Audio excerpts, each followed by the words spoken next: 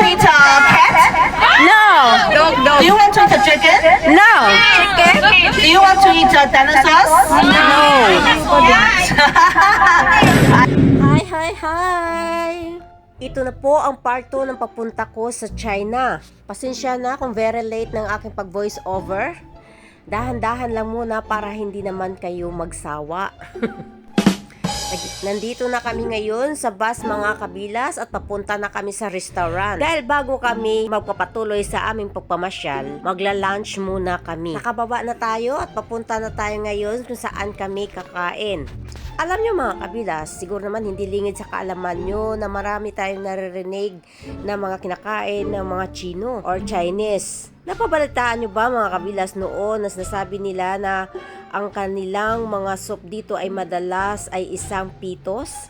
Yan ay usap-usapan lamang noon mga kabilas, ngunit wala po tayong mga ebidensya kung iyan ay may katotohanan. Almost 12 o'clock na in the afternoon, bago kami makarating dito sa restaurant mga kabilas. Isang Chinese restaurant ito mga kabilas at hindi ko rin alam kung ano yung mga nakahandang pagkain namin dito. Ang akala ko lang mga kabilas, kami lamang na grupo ang kakain dito. Ngunit pagpasok namin dito, napakalawak pala at malaking restaurant ito. At nakikita ko, mayroon na kaming mga iba't ibang mga kababayan na nandidirito rin. Kaya pala mga kabilas, lahat ng pumunta at nag-tour ngayon dito sa China ay dito na rin kakain.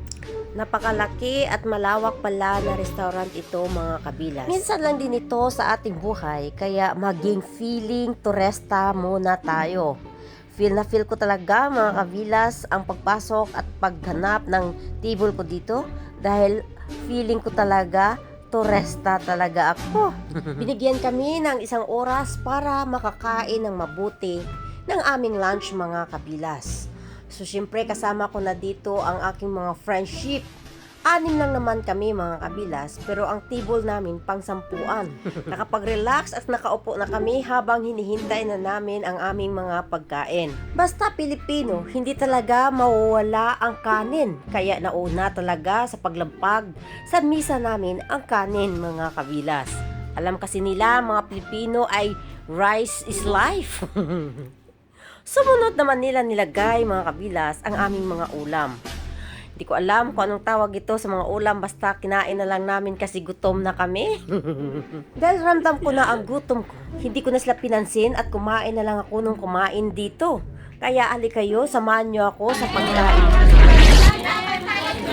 Pinipicture ko pa nga lang. Ano daw ba yan? Soft drink? Pinsi daw.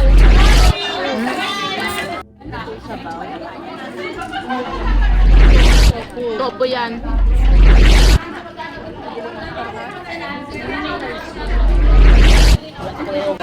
So, let me count you. 1, 2, 3, 4, 5, 6, 7, 8. Pagkatapos ko kumain, saka lang ako nakadungaw sa aking harapan. Napakarami palang tao mga kabilas. Nandito lahat ng mga kasama naming nag-tour, pero iba-ibang mga lugar ang napuntahan nila. Hindi kami magkakasama sa isang lugar na pupuntahan namin mga kabilas. Nakalabas na kami ng restaurant at babalik na kami sa aming bus mga kabilas para sa next destination namin. Hanggang sa muli ng ating pagkikita.